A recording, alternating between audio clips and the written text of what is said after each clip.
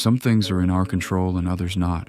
Things in our control are opinion, pursuit, desire, aversion, and, in a word, whatever are our own actions. Things not in our control are body, property, reputation, command, and, in a word, whatever are not our own actions. Epictetus. We live in a world that demands we care about everything. Care about your career, care about your image, care about what strangers think of you online, care about events on the other side of the planet. Care about everything, all the time, with full intensity. To not care is treated almost as a moral failure, a sign of coldness, of apathy, of a heart that is shut down. But the ancient Stoics saw it differently. They believed that the man who cares about everything is enslaved by everything. And the path to inner freedom begins with the strange, almost forgotten art of indifference. This video is about the Stoic concept of indifference, not as coldness, but as one of the most sophisticated forms of inner strength a human being can possess, the power of indifference. Stoicism emerged in ancient Greece around the 3rd century BC, founded by Zeno of Citium, and was later carried forward by Roman thinkers like Seneca, Epictetus, and Marcus Aurelius. The Stoics observed that human suffering doesn't come from the world itself, but from our judgments about the world. We don't suffer because of what happens.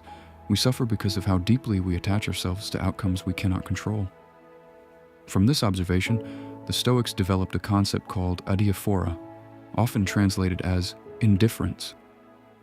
These are the things in life that, according to the Stoics, are neither good nor bad in themselves. Wealth, poverty, health, sickness, reputation, obscurity, even life and death. They are simply circumstances. Our attachment to them is what creates our pain.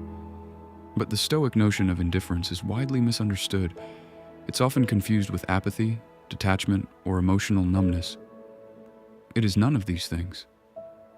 Stoic indifference is a deliberate, philosophical practice, a way of training the mind to remain undisturbed by what cannot be controlled, while still acting wisely and ethically in the world. Let's explore how this works. The first one is, indifference is not apathy. There's a critical distinction here. The apathetic person doesn't care because they've given up. They've withdrawn from life. Their indifference is a kind of surrender. The Stoic, however, cares deeply about virtue, about wisdom, about acting rightly, but refuses to let external circumstances dictate inner peace. Marcus Aurelius wrote in his Meditations, and I quote, "You have power over your mind, not outside events. Realize this, and you will find strength." End quote. The Stoic doesn't stop caring about life. He stops caring about what life cannot promise him. He cares about the quality of his actions, but releases his grip on outcomes. This is the difference between a man who walks through a storm with his head held high and a man who collapses beneath it. Both face the same weather. Only one is free. The second one is the tyranny of caring too much. Modern life rewards overcaring. We are encouraged to be invested in our careers, our appearance, our relationships, our followers, our reputation, the political climate, the latest outrage, the latest trend. The mind becomes a battlefield where every notification demands a piece of our attention.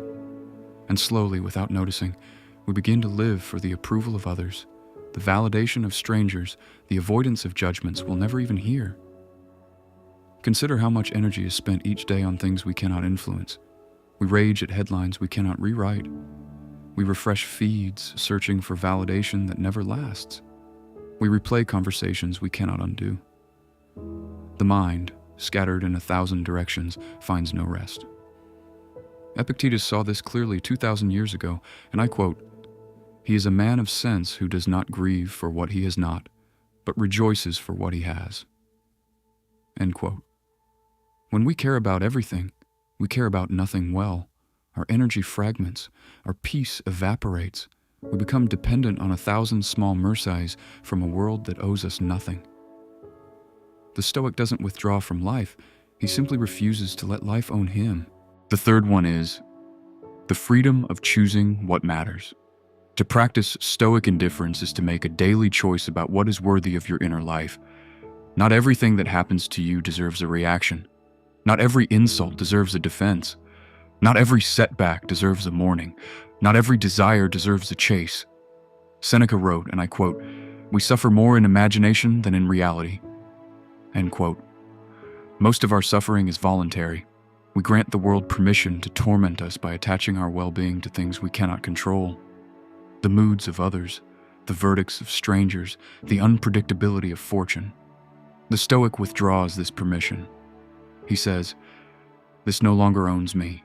This is not indifference toward life. It is indifference toward the things that should never have ruled him in the first place." The fourth one is indifference as inner fortress. Marcus Aurelius compared the mind to a fortress, a place of refuge no one could invade unless we opened the gates ourselves. The man who has trained himself in Stoic indifference carries this fortress within him at all times. When he is praised, he does not inflate. When he is insulted, he does not crumble.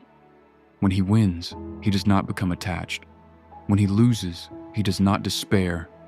He moves through the world with a kind of quiet sovereignty. Think of someone you've admired for their composure, someone who, even in the middle of insult or chaos, seemed to remain whole. That person isn't necessarily stronger than you. They've simply trained themselves to recognize what is theirs and what is not. This is not a cold man. This is a man who has freed himself.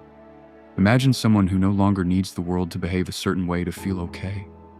Imagine someone who no longer fears criticism, no longer chases approval, no longer mourns what was never his to keep.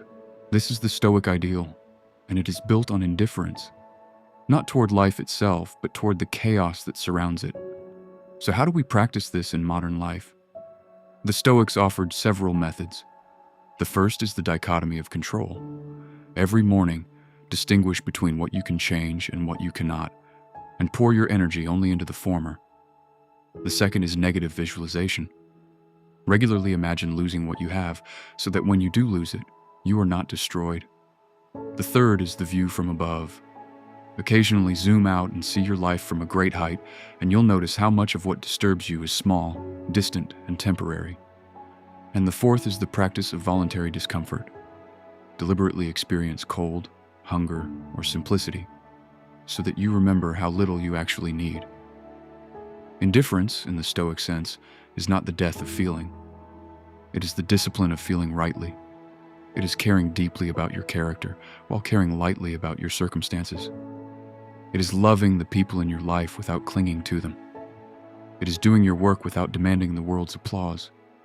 It is walking through fortune and misfortune with the same steady gaze, knowing that neither defines who you are. The world will always demand your attention, your worry, your outrage, your devotion. Most of these demands are not worthy of you. The Stoic learns, slowly and patiently, to give his inner life only to what deserves it. And in this giving, he discovers a strange paradox, that the man who cares about fewer things cares about them more deeply, that the man who refuses to be moved by trifles becomes immovable in the things that matter. That indifference, properly understood, is not the absence of love. It is the foundation of it. Thank you for watching.